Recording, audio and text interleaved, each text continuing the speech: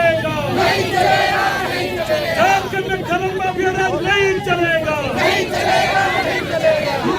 Encounter का झारखंड के एक विवादास्पद एनकाउंटर जिसने आदिवासी समाज को हिलाकर रख दिया है।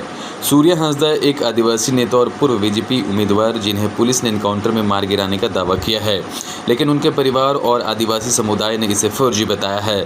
सूर्या हांसदा को 13 अगस्त 2025 को उनके घर से गिरफ्तार किया गया था। पुलिस का कहना है कि उन्हें गोड्डा जिले में ले जाते समय हमला हुआ और उन्होंने हथियार छीनने की कोशिश की, जिसके बाद एनकाउंटर में उनकी मौत हो गई। लेकिन परिवार का आरोप है कि यह पूरी तरह फर्जी है। इस घटना के विरोध में आदिवासी समाज ने तीखी प्रतिक्रिया दी है। बुधवार को सूर्या हांसदा को श्रद्धांजलि देने के लिए एक बड़ा कैंडल मार्च निकाला गया। प्रदर्शनकारियों ने उन्हें आदिवासी समाज का बेटा बताया और कहा कि यह सरकारी दमन का हिस्सा है। मार्च में सैकड़ों लोग शामिल हुए। पर चाहे आम नागरिक हो, समाज सेवी हो, आप जैसे मीडिया बंधु हो, आप किसी को भी हक नहीं है कि आप गलत के खिलाफ आवाज उठाए। अगर आप आवाज उठाएंगे तो सूर्या हांसदा की तरह आप भी मौत का शिकार होंगे। क्या कुछ कारण लगता है जिस तरह से आवाज उठा रहे हैं कि एनकाउंटर जो है फर्जी है, क्या कहेंगे? निश्चित रूप से ये सूर्या जी को 3rd डिग्री दिया गया, जिससे उनकी मौत हुई और इस मौत को छुपाने के लिए प्रशासन उनको फर्जी इनकाउंटर के रूप दिया जा रहा है। हम सरकार से मांग करते हैं, हम केंद्र सरकार से मांग करते हैं कि इसकी निष्पक्ष जांच हो और सीबीआई जांच हो। जब सीबीआई जांच करेंगे तो देखेंगे अब दूध का दूध और पानी का पानी हो जाएगा। क्योंकि जो व्यक्ति 300 बच्चों को अपना फंड से पालन पोषण के विद्यालय का व्यवस्था किया, जो आदमी 3 बार विधायक का चुनाव लड़ा, वो आदमी अगर नक्सली है तो आपको पहले बताना चाहिए था कि वो नक्सली कैसे है। अगर वो नक्सली है, जब उसको घर से उठा के लेके जा रहे थे तो उनका हाथ को आपको बांध के लेना चाहिए था। आप ये सवालिया निशान है कि उनका हाथ खुले कैसे, उन्होंने फायरिंग की कैसे।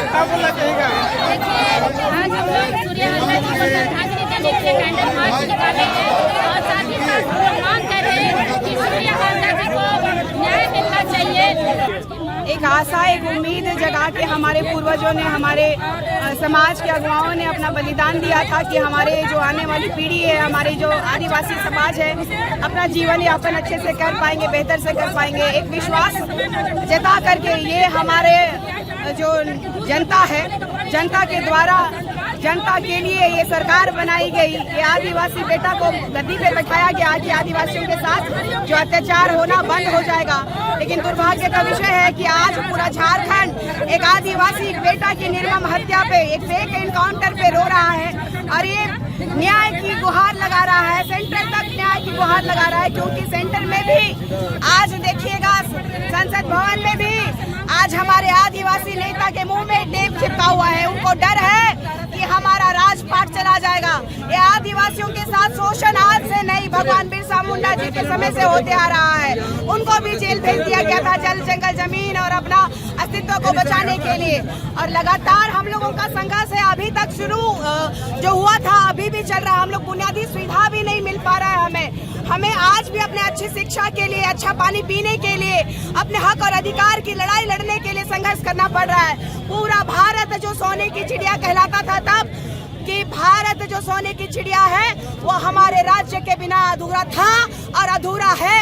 औद्योगिक क्षेत्र में अगर भारत आगे बढ़ना चाहता है तो बिना झारखंड राज्य को लिए नहीं आगे जा सकता है। और ये 5th शेड्यूल के तहत आने वाला ये राज्य का शोषण लगातार यहाँ के सांसद, मंत्री, विधायक और जनप्रतिनिधि और मुख्यमंत्री भी करते आए हैं। आज तक हम लोगों को सिर्फ और सिर्फ जितने भी लोग जल जंगल जमीन की रक्षा करने वाले हैं उनको की आवाज को दबाने के लिए फेक एनकाउंटर कर दिया गया है।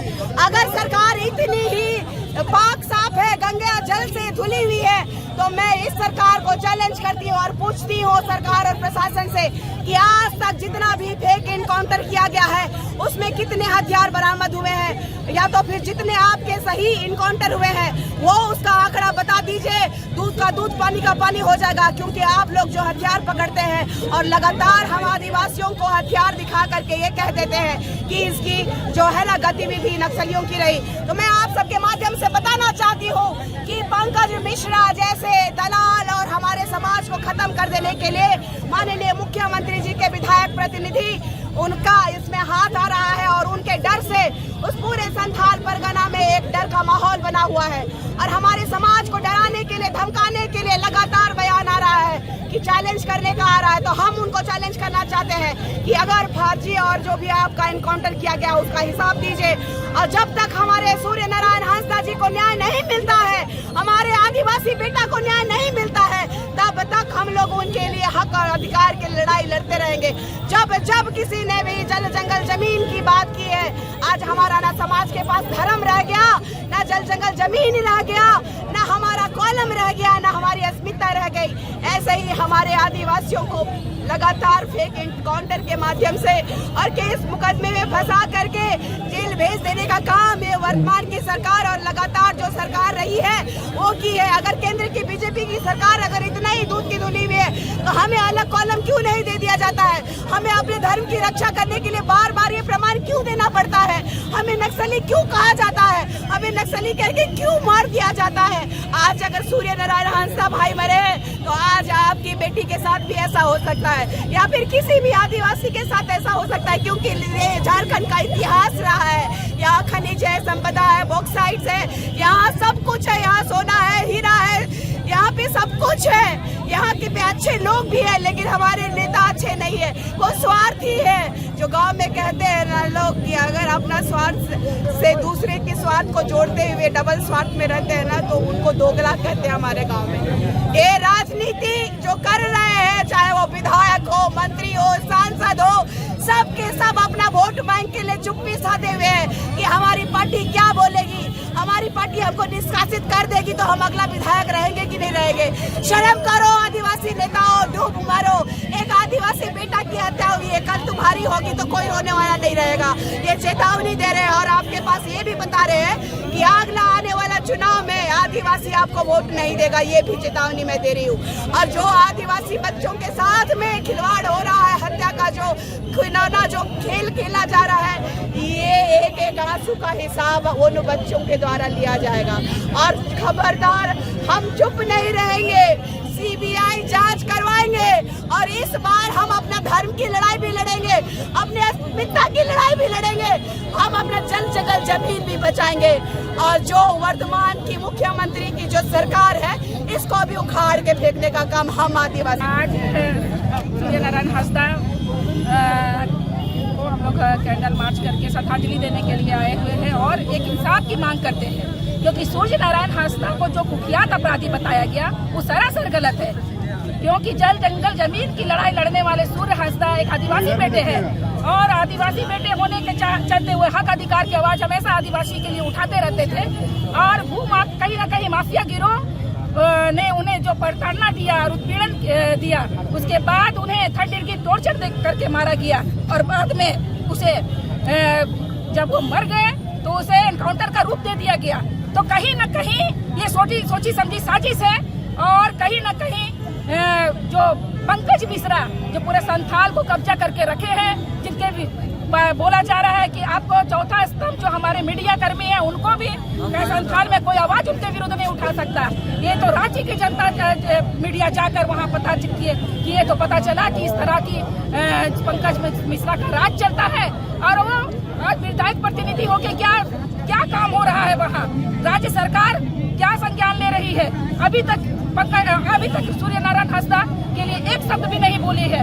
और आज आदिवासी समाज सही इंसाफ के लिए रोड पे निकला है कि सूर्य नारायण हंसदा जिस तरह से निशुम गुरु अपने झारखंड के लिए हक अधिकार की आवाज उठाते थे, आज बाहरियों के सामने वे घुटने ना टेक के बल्कि उन्हें दबाव देते थे कि इस तरह का गुंडा राज यहाँ नहीं चलेगा। अगर आप कंपनी यहाँ खोले हैं तो स्कूल खोलिए, अस्पताल खोलिए। अगर नहीं माना जाता, इंसाफ नहीं मिलेगा, अगर इंसाफ नहीं मिलेगा तो हम लोग सूर्य नारायण हंसदा के परिवार के साथ है और हम लोग अंतिम क्षण तक उसके लिए लड़ने के लिए तैयार है। और इस आंदोलन को हम लोग आगे रणनीति के तहत हम लोग बढ़ाएंगे और चाहेंगे कि अभी भी सरकार को सोचने की जरूरत है। जिस सोच के जिस उद्देश्य के साथ झारखंड अलग हुआ, कहीं न कहीं आदिवासी का विकास था, लेकिन आज आदिवासी को विनाश हो रहा है, नक्सली बोलकर मारा जा रहा है। तो आज कहीं न कहीं अगर आप आज सत्ता पे बैठे हैं तो आदिवासी के वोट से बैठे हैं। अगर आप संज्ञान नहीं लिए तो आने वाले समय में जनता कभी भी माफ नहीं करेगी। और हम लोग सूर्य नारायण हांसदा के लिए CBI जांच के लिए मांग करते हैं कि सरकार जल्द से जल्द संज्ञान ले और जो 400 से 500 बच्चे वहाँ पढ़ते हैं उसे मुफ्त शिक्षा। आज आदिवासियों का जो है मनोबल को तोड़ने के लिए ऐसा षड्यंत्र रचा गया है कि आदिवासी जो जमीन का बात करता है, जो आदिवासी शिक्षा रोजगार का बात करता है, जो कोयला रोकने का बात करता है, जो बालू रोकने का बात करता है, और ऐसे लोगों के साथ में खनन माफिया, बालू माफिया, सोना माफिया लोग सरकारी तंत्र का गलत इस्तेमाल करके आदिवासियों को इनकाउंटर में मार रहे हैं। इसका शिकार सूर्य सिंह हांसदा जी हुए, जो आदिवासी समाज के लिए सोचते थे, जल जंगल जमीन के बारे में सोचते थे, आदिवासी कोयला अबरक बालू रोकने का बात करते थे। ऐसे लोगों को पच नहीं रहा था, जिसके कारण सूर्य सिंह हांसदा को फर्जी इनकाउंटर के द्वारा रास्ते से हटा दिया गया। ये सरकारी हत्या है, मर्डर है। ये सरकार के द्वारा जो है सुनियोजित ढंग से जो है उनके आड़े में आ रहा था कि उनका कोयला, उनका बालू, उनका जो है इस तरह से जो है गोलमाल हो रहा है, जिसको रोकने का प्रयास सूर्य नारायण हांसदा जी किए थे। इसको सुनियोजित तरीके से जो है फर्जी इनकाउंटर बताते हुए इसको इनकाउंटर कर दिया गया। तो आज आदिवासी समाज में हम लोग में काफ़ी आक्रोश है। आप देख रहे हैं, आइए रांची के राजधानी मेन रोड अलबट्टिका चौक में हम लोग सूर्य हांसदा जी को श्रद्धांजलि दे रहे हैं। मोमबत्ती निकाल के उनको श्रद्धांजलि दे रहे हैं, चूँकि पूरे झारखंड के आदिवासी लोग जागरूक हो और आवाज़ से सूर्य नारायण हांसदा के जो अत्याचार हुआ है उनके प्रोटेक्शन में आवाज़ उठाए। ऐसे इसीलिए आज हम लोग जो है अलबट्टिका के मेन रोड में जो हम लोग कैंडल मार्च निकाल नहीं चलेगा, पुलिस का जोर नहीं चलेगा।